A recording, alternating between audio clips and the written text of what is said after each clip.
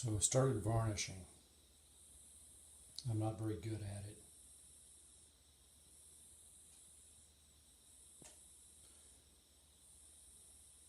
Just like anything else I do, though, I'm kind of learning as I'm going. I can see little spots and then don't know how to show up on the camera. But there's little places where it's either kind of dull or like I didn't get enough on it. You can see a spot right there. It looks great from a distance. See that little spot right there? Almost like a little run. Right there. Pretty pleased with the inside. In fact, I think I'm done with the inside. Got 2 good coats on there.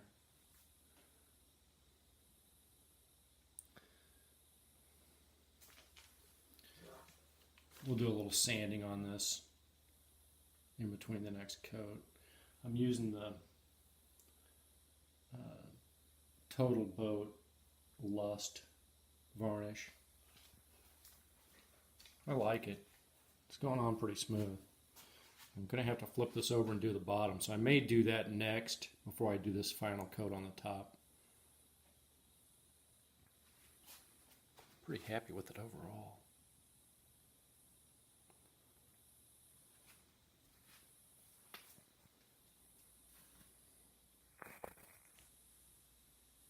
Varnishing is definitely an art form. I'm real happy with combing. It came out really good. More later. We're doing a 3rd coat of varnish on the bottom of the Double Duck. I'm using the Total Lust varnish from TotalBoat, and I tried to clean up the can and wipe all the print off of it. The other thing that I'm doing is it's pretty warm in the garage. We've been, these last couple of coats, it's probably been at least 90 degrees in here.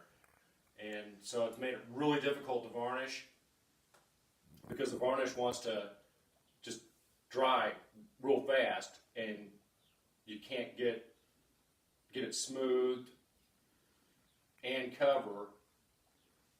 It's just been difficult. Anyway, so somebody on one of the Facebook pages, I believe the maybe canoe and kayak building page, suggested using this Penetrol made by Flood. And I'd never heard of it before, but I guess you can use it in paints and varnish and that sort of thing. And it's like a thinner, except it's also a smoother, I guess you would say. It has a tendency to smooth out the varnish. And what it's done for me is it's taken this varnish and you know, kept it from being like pancake syrup to a point where I can get it on here and get it smooth.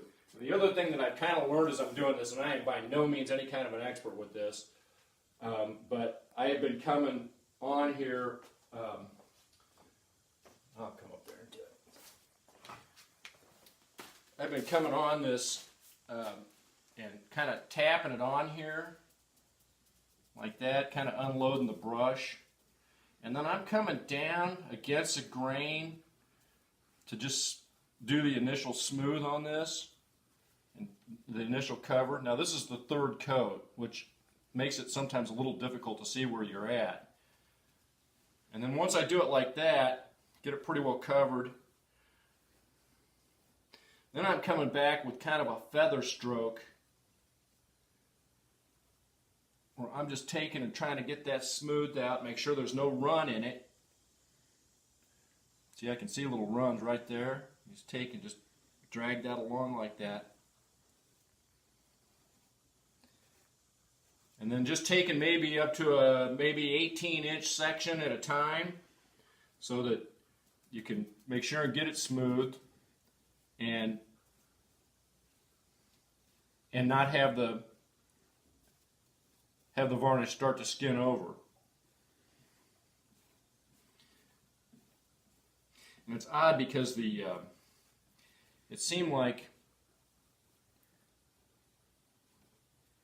on the initial coat, where I was down to pretty much sanded off the epoxy down to pretty much, I know it wasn't bare wood, the epoxy soaked into the wood, but it was a lot easier to see where I was going. Now that there's a couple of coats on here, it's hard to see where you've been. Good grief. So anyway, that's what we're doing. This will be the third coat on here, and I think that's probably going to be it.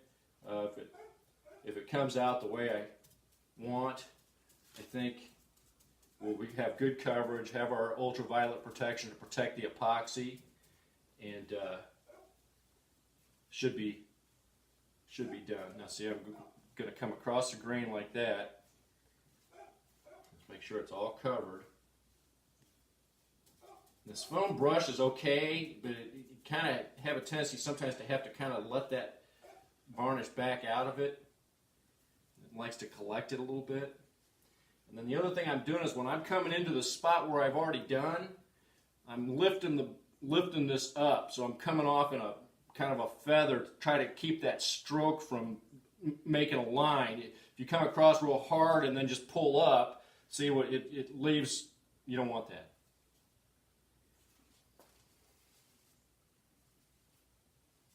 And like I said, this is relatively new territory for me. I haven't done a lot of varnishing, but I will say I'm pretty pleased with the way this is coming out. And there's this temptation to go back over there. Oh, I'll touch that up. Once that's done, you can't do that. If it's set for more than a minute or two, forget it. Just I may have to go sand it a little bit later or another coat or whatever if that's what it takes. But so avoid that temptation of doing that.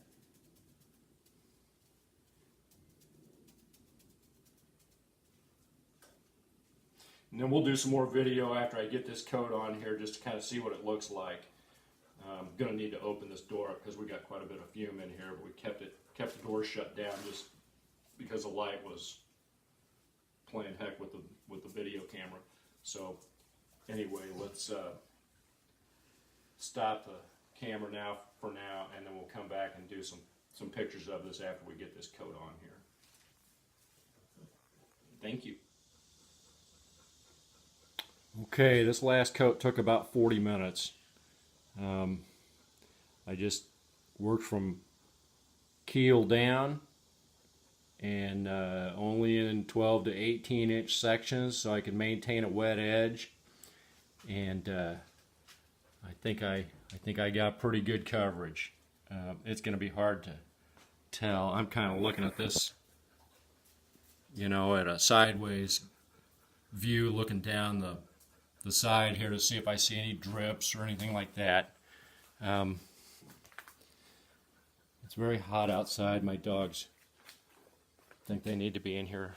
I suppose the concrete's a little cooler. But yeah, I believe that's going to do it. There's a couple of places that are just not perfect, but I think it's good enough. Well, it does have almost like a mirror-like finish. That's still tacky, but it's drying pretty fast. So the next thing I'll be flip it over.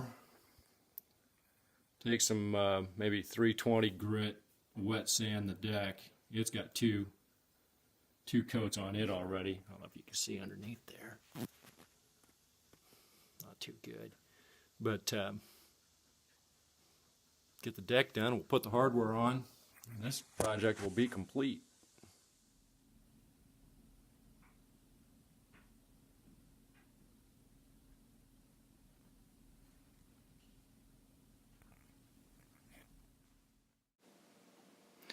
I would like to thank my wife Carrie for her help with videotaping, and thanks to TotalBoat for their support.